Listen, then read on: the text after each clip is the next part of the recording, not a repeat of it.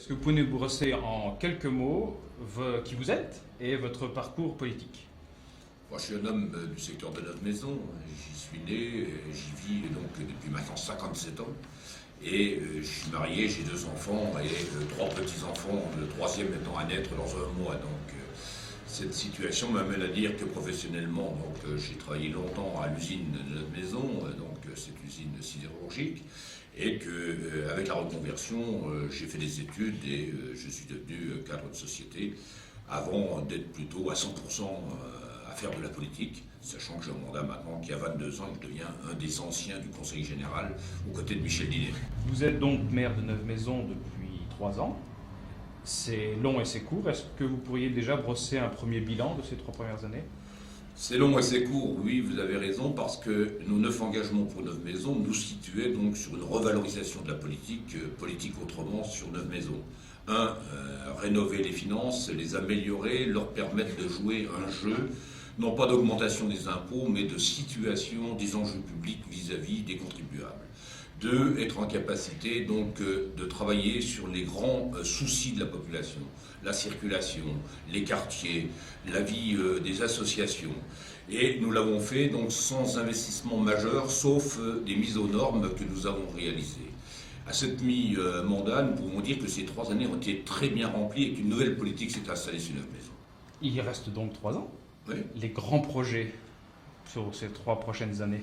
Alors, 3 ans, donc nous avons étudié dans la première partie de ce mandat et nous avons vu que la requalification se terminant, il fallait parler expansion et revalorisation, requalification de notre maison. Des grands enjeux donc sont décidés au budget pour ces 3 prochaines années. L'église, le marché, la gare vont voir effectivement des gros travaux. La salle Plumet également pour le sport sont dans ces gros travaux. Le budget ailleurs 2004 a été une grande réussite puisque pour la première fois à Neuve-Maisons, il a été voté à l'unanimité. Majorité et minoritaire ont voté ce budget. Nous ne pouvons être que satisfaits.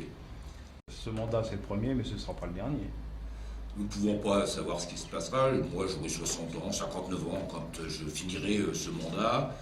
Je sens bien que l'équipe que nous avons est une équipe qui a été mixtée d'anciens, de nouveaux habitants de Neuve-Maisons, de jeunes et de personnes plus âgées, mais aussi d'hommes et de femmes. Et que cette qualification d'une équipe comme celle-là est en train de porter ses fruits parce que nous avons bien compris que Neuve-Maisons est en plein changement, en pleine évolution. 30% des habitants de ces 5-6 dernières années sont de nouveaux habitants. Il y a un renouvellement fort. Les gens viennent de l'agglomération de Nancy, viennent du Saint-Ouen, viennent de d'autres secteurs. Et bien entendu, les enfants de Neuve-Maisons qui aiment bien vivre à Neuve-Maisons essayent d'y rester. Ce qui fait qu'il y a une augmentation forte du foncier bâti. Bien entendu, c'est intéressant pour les propriétaires, c'est moins intéressant pour ceux qui achètent. Nous essayons de trouver un équilibre qui est difficile à trouver, mais on a bien senti que cette équipe menait bien donc dans l'ensemble du paysage, dans la vie de quartier, dans la vie d'assemblée de ville et dans la vie associative, une forte présence et un débat de proximité que voulaient les habitants. En voulant agrandir les habitants, vous n'avez pas peur que Neuve-Maisons fasse un peu comme Lutz, se transforme en cité dortoir? Non, parce que nous avons 90 associations. J'y reviens, et ce domaine associatif fait que pour la première fois d'ailleurs sur Neuve-Maisons, d'une manière culturelle comme d'une manière sportive, nous avons de grandes ambitions. Vous avez parlé 2 fois d'associations, une fois dans votre bilan, une fois juste maintenant. Mais vous aviez un projet, notamment avant de votre élection, d'une maison d'association et apparemment ce projet est tombé à l'eau. Le bâtiment ne sera plus utilisé pour les associations. Vous n'allez pas décevoir des gens? Alors, dans le bilan, donc effectivement, vous avez raison, j'ai brossé rapidement ce bilan. Je n'ai pas parlé de la gratuité des transports scolaires, je n'ai pas parlé effectivement de cette maison des associations. Alors, ne pas faire une erreur sur une maison des associations, c'est un grand sujet, est important. Nous avons donc lancé par l'embauche d'emploi jeune un sujet de diagnostic et de réflexion du diagnostic. Nous avons vu dans ce diagnostic qu'un certain nombre de bâtiments dans lesquels les associations étaient dépassés. Nous avons vu qu'ils étaient logés parfois dans des maisons individuelles. Nous avons vu qu'il y avait donc un problème qui était résiduel, puisque le bâtiment G lui-même n'est pas un bâtiment dans lequel on pouvait faire quelque chose qui était lié au diagnostic que nous avons fait avec l'emploi jeune. Alors nous avons changé notre fusil d'épaule. Il n'y a pas d'erreur, il n'y a pas de problème, mais nous nous sommes dit, situons la maison des associations, une fois que la salle Plumet va être réalisée, juste à côté de cette salle Plumet, et vers les Cités de la Plaine, vers l'école de la Plaine, qui reste avec 2 classes, alors qu'il y en a une dizaine de possibles dans ce bâtiment. Rééquilibrons donc les espaces et donnons au milieu associatif une maison des associations qui soit digne de ce nom.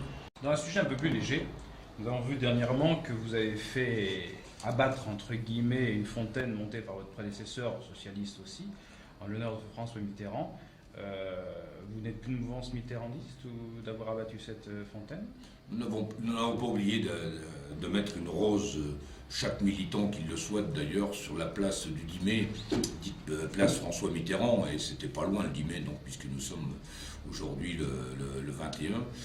Vous dire qu'au travers de cette symbolique et de cet aspect des choses, nous devions refaire cette fontaine parce que carrelage, parce qu'entretien nécessaire. Donc nous savons que la pince à linge avait suscité, bien entendu, en son temps, des critiques.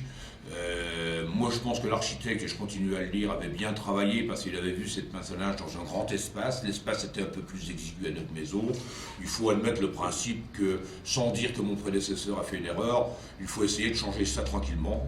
L'eau est un symbole à notre maison. Nous garderons l'eau. Il y aura des jets d'eau. Il y aura toujours une fontaine. Et elle sera plus modeste, plus en dignité des bâtiments qui ont été rénovés et qui vont continuer à être rénovés sur cette place du 10 mai. Malheureusement, Neuve-Maisons dit des fois neuneux, a une image un peu grise dans le paysage lorrain. Si on prend Nancy, on a le Nancy Jazz Pulsation. À Toul, on a la nuit de folk. Un petit quiz, si je vous dis la ville de Cannes, ça vous dit quoi? Cannes, donc le festival. Villerue. Villerue, festival italien, donc on décentralise d'ailleurs ici à Neuve-Maisons. Et Neuve-Maisons. Alors Neuve-Maisons, on n'a pas d'image actuelle donc, liée au futur, mais une réflexion est faite donc, au niveau de la communauté de communes Moselle et Madon pour le parler des gens, etc. Et ça devrait démarrer cette année. Si vous aviez un slogan pour TVNéo, ce serait? L'information néodomienne du parler vrai. Monsieur Jean-Paul Vinchelin, maire de Neuve-Maisons, pour la première interview de TVNéo. Merci.